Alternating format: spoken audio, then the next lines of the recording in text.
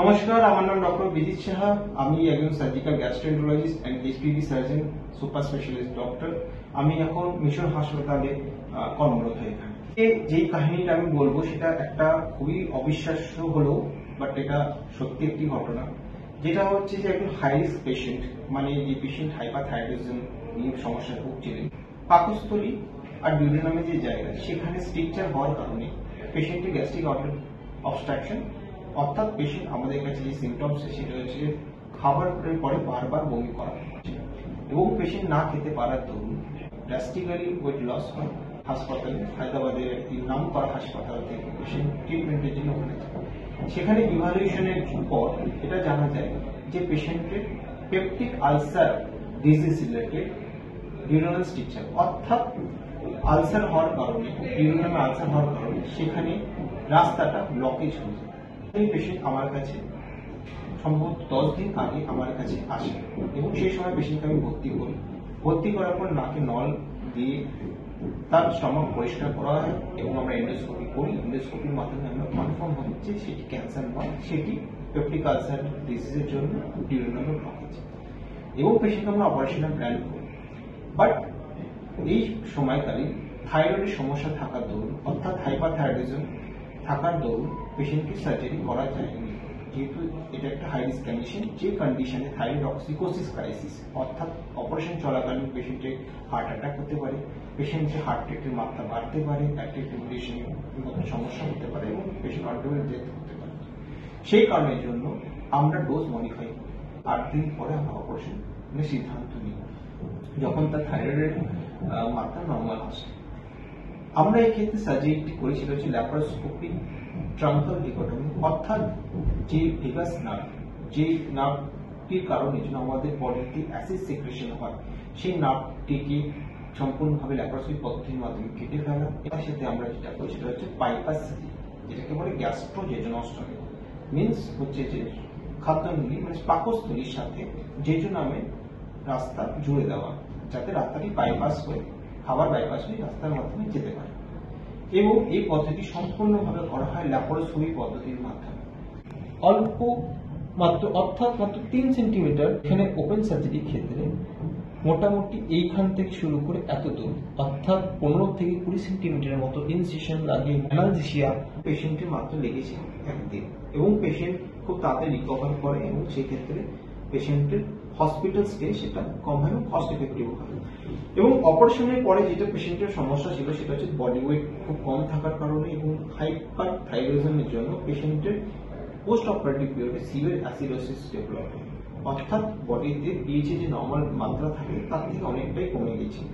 সেই কারণে পেশেন্টকে আইসিইউতে শিফট করতে হয় টিউব পরানো অবস্থাতে।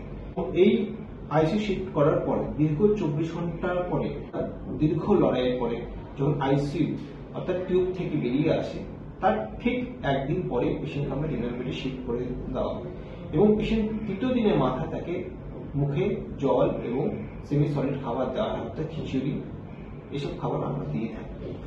আর 4র্থ দিন রোগী সুস্থ হয়ে, যে রোগী দীর্ঘ 24 ঘন্টা আইসিইউতে লড়াই করে আজ 2 দিন পরে হেঁটে বাড়ি যাচ্ছে, সেটা সত্যি অবিশ্বাস্য একটি ঘটনা। আচ্ছা, এবার চলে এসে আমরা রোগীর কাছে, তার মুখ থেকেই শুনে নেবো। আচ্ছা বাবা, আপনার কোনো রকমের ব্যথা বা কিছু যন্ত্রণা হচ্ছে? এখন তো নাই, ব্যথা যন্ত্রণা কিছুই নাই। আজকে 3 দিন পর আপনি বাড়ি যাচ্ছেন? হ্যাঁ, বাড়ি যাচ্ছি অপারেশনের 3 দিন পরে, ঠিক আছে। তো কেমন আপনার কি হচ্ছে? আর বমি কিছু বমি টমি কিছুই নেই, এখন শরীরটাও ভালো লাগছে। শরীর ভালো আছে মানে সবই ভালো, সুস্থ সুস্থ মানে ফ্রি আছে শরীরটাও। এখন বাড়ি যাচ্ছি, এখন কত ভালো লাগছে। অনেকদিন পর অনেক বমি হতে থাকে। তারপরে বেশ কিছুদিন পর আমরা আবার লোকালিটি হাসপাতালে দেখাতে থাকি, কিন্তু কোনো প্রবলেম সলভ হচ্ছিল না। তারপরে আমরা হায়দ্রাবাদের একটি নাম করা বড় হাসপাতালে গিয়েছিলাম। সেইখানে গিয়ে টেস্ট করার পরে অনেক কিছু টেস্ট করার পরে ধরা পড়েছিল পাকিস্তানি যে খাবারটা সেটা নিচে পৌঁছাচ্ছিল না, সেখানে পাকিস্তানে গিয়ে পৌঁছাচ্ছিল না, আবার উপর দিকে উঠে বমি চলে আসছে। তো সেই কারণে ওইখানে ও অপারেশনের কথা বলেছিল, অনেক অনেক টাকার কথা বলেছিল। তো আমরা গরিব মানুষ, আমাদের সামর্থ্য হয়নি, সামর্থ্য নয় অত টাকা দিয়ে অপারেশন করা। তার জন্য আমরা আবার বাড়ি ফিরে আসি। বিজিৎ শাহ স্যার যিনি আছেন ওনার খোঁজ দেন, তো আমরা ওনার কাছে আসি, অপারেশনটা করেছি। অপারেশন করার পর আমার পেশেন্ট একদিন আইসিইউতে ছিল। আইসিইউতে থাকার পর স্যার অনেক চেষ্টা করে, অনেক খাটাখাটনি করে, অনেকবার পেশেন্টের সঙ্গে পেশেন্টকে দেখার পর যে অনেক চেক আপ করে স্যার তারপরে আমাদেরকে জেনারেল ওয়ার্ডে দেয়। তো সেইখান থেকে আজকে আমাদের পেশেন্টকে সুস্থভাবে নিয়ে যেতে পারছি, সেটা স্যারের অনেক বড় আশীর্বাদ। আর কি বলবো, স্যারের সঙ্গে যত বড় ততই কম, বলে শেষ করা যাবে না। স্যার আমাদের জন্য অনেক খেটেছে, সে হাসপাতালের কর্তৃপক্ষ দিক থেকে হোক, নিজের দিক থেকে হোক, খুব খেটেছে। তবে এই সার্জারি যে বাংলায় এসে করতে পারবো সেটা আমরা অল্প বয়সে ভাবতেও পারি স্যার করে দেবো। সো এরকমই আরো কমপ্লিকেটেড এবং চ্যালেঞ্জিং কেস নিয়ে আমরা আসবো মিশন হাসপাতালে। এবং যে ক্ষেত্রে আপনার এসোফেজিয়াল ক্যান্সার, কোনো পেশেন্ট হয়তো পাকস্থলী ক্যান্সার অথবা ক্ষুদ্রান্ত বৃহদান্ত্র যেমন হচ্ছে যে কোলোরেক্টাল ক্যান্সার, অথবা প্যানক্রিয়াসের অগ্নাশয় গ্রন্থির মুখে ক্যান্সার, বা পিত্তনালী পিত্তথলির ক্যান্সার, বা পাথর হয়ে যাওয়া, পাকস্থলীতে কোনো জায়গায় স্ট্রাকচার হয়ে যাওয়া, অথবা অগ্নাশয় গ্রন্থিতে পাথর জমে যাওয়া, যেটাকে প্যানক্রিয়াটাইটিস, ক্রনিক ক্যান্সারিক প্যানক্রিয়াটাইটিস বলে। এরকম বিভিন্ন রকমের সমস্যা রিগার্ডিং কারো যদি কোনো সমস্যা থাকে, আপনারা হাসপাতাল কর্তৃপক্ষের সঙ্গে বা ডাইরেক্টলি আমার সঙ্গে যোগাযোগ করতে পারেন। নমস্কার, ভালো থাকবেন।